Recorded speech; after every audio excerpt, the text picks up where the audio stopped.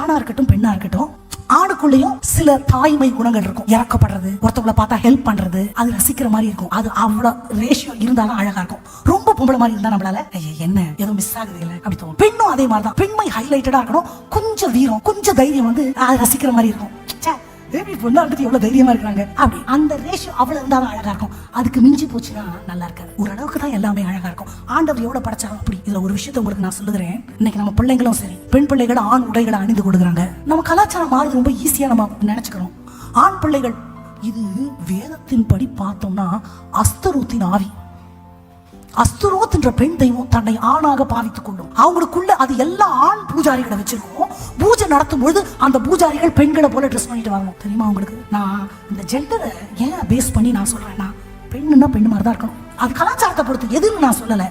இந்த ட்ரெஸ் தான் அந்த ட்ரெஸ் தான் நான் சொல்லலை. ஆனா பார்த்தா பொம்பளை பிள்ளைனா பொம்பளை பிள்ளை, பார்த்தா பையனா பையன், அப்படிதான் இருக்கணும். அதுல ஒரு மாற்றம். நான் ஈக்விட்டி, நான் பையன் மாதிரி தான் ட்ரெஸ் பண்ணுவேன், நான் பையன் மாதிரி தான் இருப்பேன். சில காரியங்களை ரசிக்கலாம், எல்லாத்தையும் ரசிக்க முடியாது. நான் தனியா நின்னுப்பேன், நான் வாழ்ந்து காட்டுவேன், என்ன வேணா சொல்லலாம். நான் ஒண்ணு சொல்றேன், ஆணும் பெண்ணும் ஒண்ணுதான். ஆண்டவர் ஒன்னாதான் படைச்சிருக்கிறார். ஆனா சிந்தையிலிருந்து மூளை, நரம்பு, செயல்பாடு, ஹார்மோன், தோற்றம், தோல், முடி எல்லாமே ஆணுக்கு வேற பெண்ணுக்கு வேற. அது மாற்றவே முடியாது. இன்னைக்கு இல்ல, எல்லா கலாச்சாரத்திலையும் அப்படிதான் இருந்திருக்கு. உலகம் ஆரம்பிச்சதுல இருந்து இன்னைக்கு வரைக்கும் பெண் ஜாதியே சொன்னா, இது பெண் ஜாதி, அது ஆண் ஜாதி தான். அதுக்கு வித்தியாசமே இல்லை. அது என்னைக்குமே ஒன்னா ஒரே மாதிரி அந்த திங்கிங் வரவே வராது. ஆண்டவர் அப்படி படைக்கவே இல்லை. மற்றதெல்லாம் ஒன்னா இருக்கலாம், சாமர்த்தியம் இருக்கலாம். வேதத்துல ஆளுமையுடைய தெபோரால் எல்லாம் வேதம் காமிச்சிருக்கு. பயங்கரமா வீரமா வாழ்ந்த பெண்கள் இருக்கிறாங்க, ஊழியம் செஞ்ச பெண்கள் இருக்கிறாங்க, தைரியமா இருந்த பெண்கள் இருக்கிறாங்க.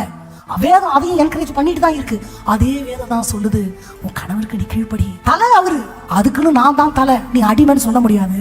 இன்னொரு உண்மையும் தகப்பன் புரிஞ்சுக்கணும், கழுத்து மனைவி தான். நீ தலையா தான் இருப்ப, ஆனா உன்னை திசை திருப்புறது யார் தான்? கழுத்து பெண்கள் தான். அது அதிகாரத்துல வரக்கூடாது, அன்புல வரணும். நான் சொல்றதெல்லாம் வீட்டுக்காரர் கேட்கணுமா? என்ன தலைவீடானாலும் எந்த வீட்டுக்காரும் கேட்க மாட்டாரு. ஆனா சொல்ற விதத்துல சொல்லி புரிய வச்சு நம்ம செய்ய வேண்டியதை செய்யலாம். அதுக்கு இதுக்கும் வித்தியாசம் இருக்கு. அதுதான் நான் சொல்றேன், நீ தான் தலை. ஆண்டவர் நியமிச்சது சபையோட ஆண்டவரோட ஒப்பிடுறதுனால நீ தலையா இருக்கிறதுல எனக்கு எந்த வித இரண்டாம் பட்ச கருத்தும் இல்லை என்பதுல எல்லாரும் அவங்கள விட நிறைய சம்பாதிச்சாலும், கணவரை விட அறிவாளிகளா இருந்தா கூட அவர் தான் தலை. உன்னை விட நான் தலை அப்படிங்கிற கணம், தலை கணம் நமக்கு வந்துடக்கூடாது. கழுத்து அவங்க தான். இது ரெண்டுமே பேலன்ஸா கொண்டு போறதான்